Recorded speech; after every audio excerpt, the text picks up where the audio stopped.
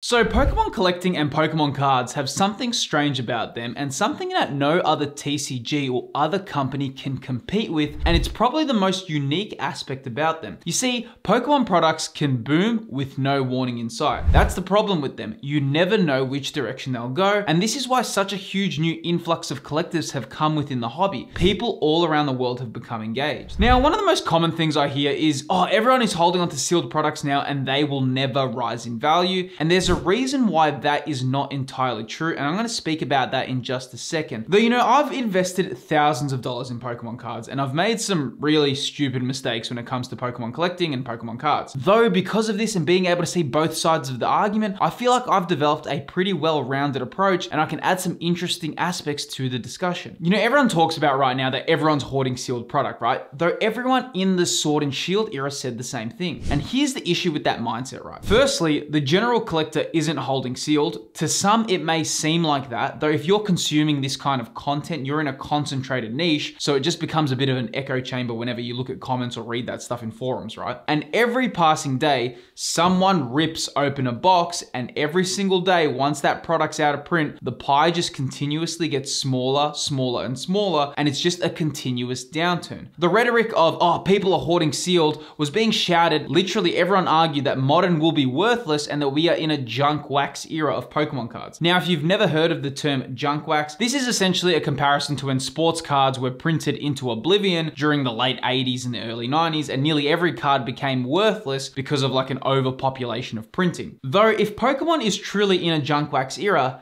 how did all Sword and Shield sets rise? If the secret is truly out, why has nearly every booster box gone up significantly in value? Collectors have been saying this for like over the last few years, though saying that everyone's hoarding sealed and that we're in a junk wax era has never really held any weight. What matters far more is how many people are entering the hobby, and with how many people enter the hobby every day, it doesn't seem likely to slow down anytime soon. And I'm gonna add my own points where I think the future of Pokemon cards will be a bit later on in this video. Though in terms of the 8 best products at the moment, these are the ones to look out for. And none of this is set in stone, though it is always fun to do predictions. So we're sitting at number 8 and we are on Paldean Fates. Now, Paldean Fates was released at a very awkward time, and that's essentially because of the spot it had on release. Sword and Shield literally decided to boom starting in March this year. So this set only had 1 month to be within the limelight. Since March, nearly every collector has been focusing on Sword and Shield sets, from Fusion Strike being sold out, to Lost Origin and Astral Radiance all selling out on the Pokemon Center. All the spotlight went to Sword and Shield sets. And of course, it makes sense, right? Why would you bother with Scarlet and Violet when focusing on Sword and Shield is literally a quicker rise to the top? People knew this. Because of this time period, I think Paldean Fates hasn't had enough time to really grow, and because of this awkward release schedule, it could really have some crazy things happen within the future. Sets growing is just sporadic in nature, right? And no one can really predict how these things will go. Has Paldean Fates been left in the shadows? I'm unsure, but it's probably something better to ask you. Now, moving on to number 7, it is Obsidian Flames. Again, speaking about the awkward timing of releases. Obsidian Flames sits in that category perfectly. It was sandwiched between Japanese 151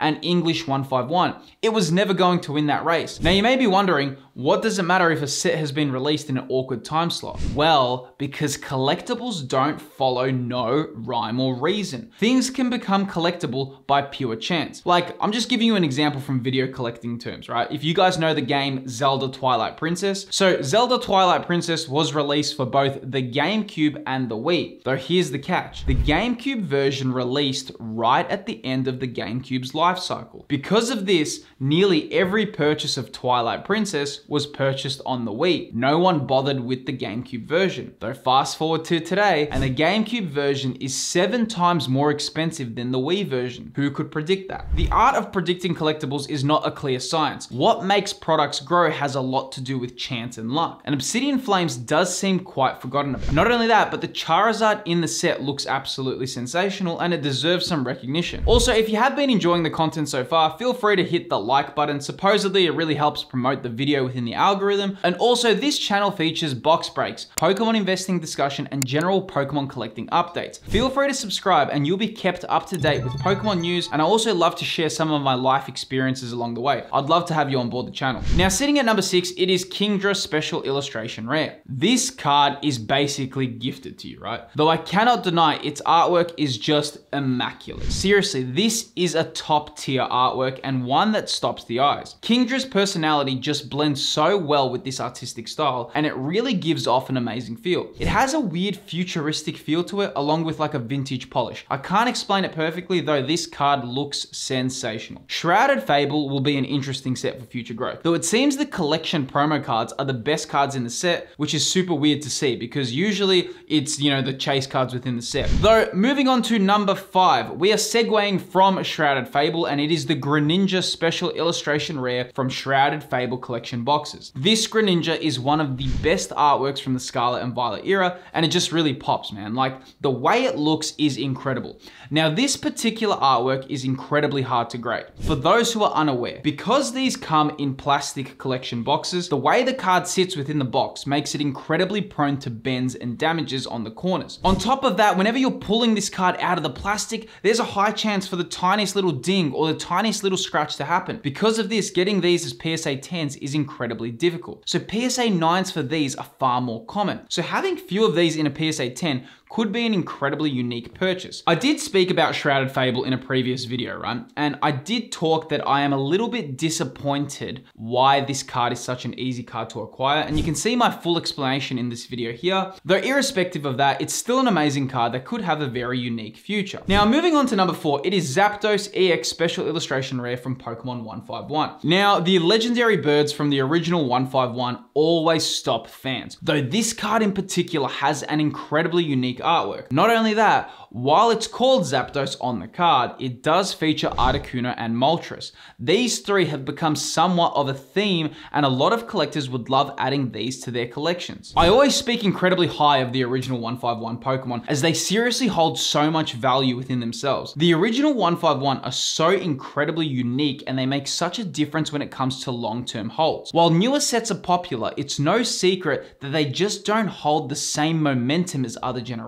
Anything to do with Pokemon 151 is always like golden coded, right? And this Zapdos unique artistic approach, along with the rarity, make it an excellent candidate for potential success. Now, sitting at number 3, it is Scarlet and Violet base set. Yes, Scarlet and Violet base set had a very awkward start to an era. Firstly, it was incredibly underhyped, right? And when this set released, a lot of collectors complained, though as time has gone on, I think this set has aged beautifully and it looks absolutely sensational. This set just pops and holds some of the most incredible artworks from the Scarlet and Violet era. You know, you've got Great Tusk EX, you've got Gardevoir, and the Miriam Special Illustration Rare. It's a sensational set that really deserves more love. Now, base sets previously have done pretty well, and they are also the humble approaches to sets, right? Though what's really interesting about Scarlet and Violet base is that Special Illustration Rares also were first introduced here, so it may become iconic as the future goes on, particularly if Illustration Rares remain in future sets beyond Scarlet and Violet. This was the starter of it all, so it definitely holds a special place for collectors,